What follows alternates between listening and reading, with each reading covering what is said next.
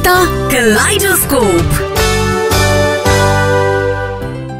কুহু এত বছর বিদেশে থাকলেও মিষ্টি খাবার ক্ষেত্রে খাঁটি বাঙালি। একদিন এক বাক্স মিষ্টি নিয়ে এসে আমাকে বলল, See Dada, I got some Lady Kenny sweets.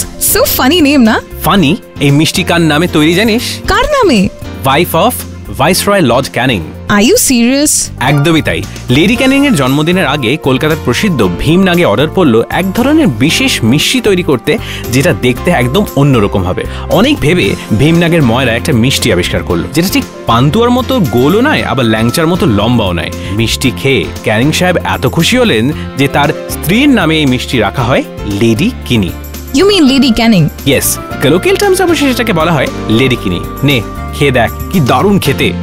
এমন সব কলকাতার জানা অজানা তথ্য নিয়ে আমি অরিজিৎ থাকবো কলকাতা কালাইডোস্কোপে, exclusively on YouTube/919 Friends FM podcast.